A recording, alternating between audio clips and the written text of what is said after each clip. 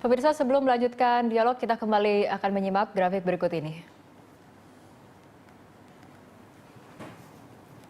Ini adalah pernyataan dari jubir tim pemenangan Prabowo Hatta, Tantowi Yahya, yang mengatakan pemenang Pilpres 2014 akan sangat ditentukan. Maksud kami, pemilih loyal kedua capres saat ini sudah mantap dengan pilihannya. Tidak akan beralih. Jadi siapapun yang bisa menarik hati undecided voters akan menang dalam Pilpres ini.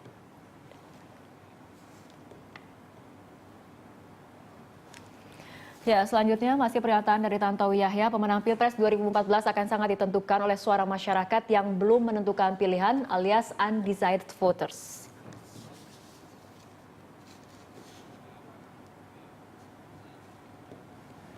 Ya, sebelum dilemparkan kepada masing-masing kubu, kita ke Mas Heri dulu. Mas Heri, jadi betul-betul kuncinya adalah pada undecided voter, seperti itu ya? Iya, persis. Jadi karena memang kalau kita lihat dari rentang umur, yang undecided voter itu umur 17 sampai 29 tahun. Itu sebaran paling banyak. Memang ada ya sampai 35 sampai 40 tahun, tapi jumlahnya lebih besar antara 17 sampai 29 tahun.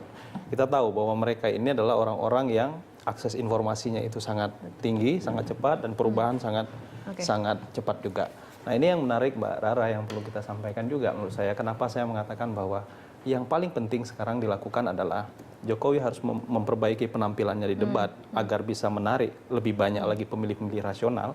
Lalu kemudian Prabowo itu harus lebih merakyat lagi, turun ke bawah. Oke, artinya selama ini kalau politik ada persepsi ini Prabowo kurang merakyat, Jokowi kurang meyakinkan. Iya, kira-kira itu, gambaran dari data yang kita miliki dan apa yang dipikirkan oleh para responden itu seperti itu. Oke, gitu. Pak Ferry tanggapannya? Oh iya, saya kira meyakinkan itu adalah kata kunci bagi kita, bagi capres atau cawapres kita ditampil.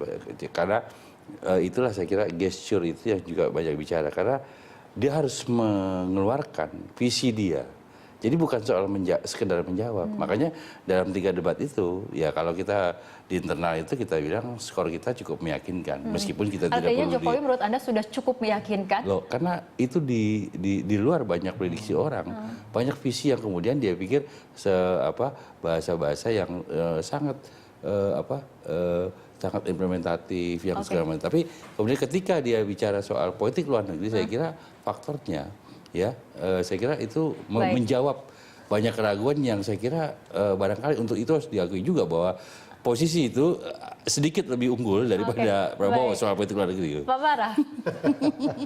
Jadi gini, artinya politik itu memang betul adalah kadang-kadang it's a perception game, permainan persepsi, tapi juga substansi sangat menentukan. Jadi memang untuk memenangkan pemilu itu Anda harus bisa mengkombinasikan kedua-duanya. Nah, salah satu cara kalau kita bicara substansi untuk bisa meyakinkan pemilih adalah melalui debat. Di situ kita memang betul-betul kandidat kita harus kuat, betul-betul visi yang ditawarkan, program yang ditawarkan, kebijakan yang ditawarkan itu harus betul-betul mengena kepada rakyat-rakyat itu bisa merasa, oh ya betul ya, kalau ini dilakukan maka bisa ada semacam peningkatan kesejahteraan dari mereka. Jadi Jokowi apakah kemudian sudah cukup meyakinkan?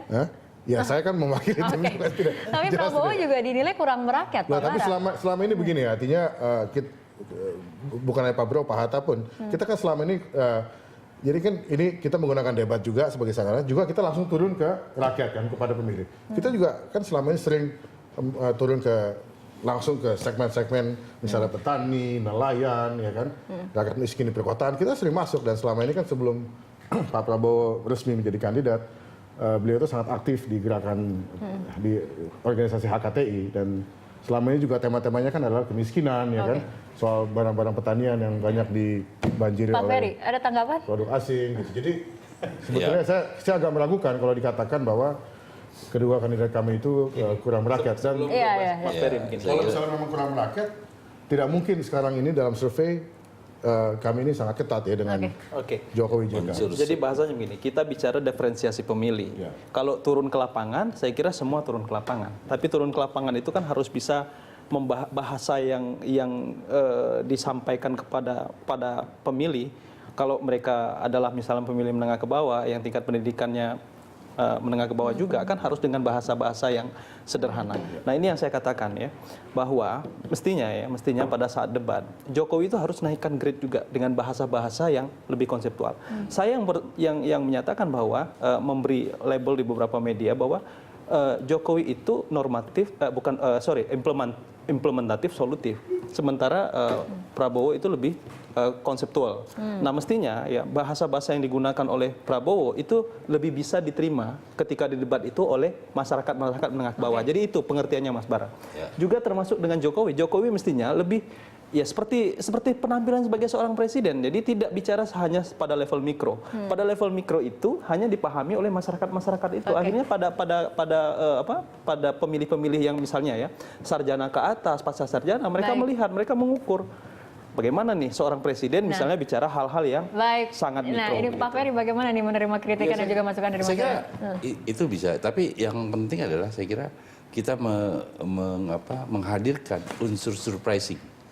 Unsur surprising itu sesuatu kata kuncinya. Jadi ketika Jokowi bicara soal politik luar negeri bebas aktif, ketika bicara soal Palestina, ya kan, ketika bicara Laut Cina Selatan, itu saya kira pemahaman presiden itu. Jadi saya kira sesuatu yang kemudian orang kaget, wah gitu. Nah, itulah yang saya katakan tadi, sesuatu yang kita katakan itu mencuri, minimal mengganggu, membuat yang tadi sudah memilih jagoannya Pak Bara itu menjadi goyang sedikit lah. Ya. Tapi sebetulnya dalam debat ini kan kemudian dilihat di televisi audio dan juga visual. Apa kemudian yang paling penting? Apakah memang kontennya, substansinya, ataukah gesture? Tapi kita akan membahasnya usai jeda berikut.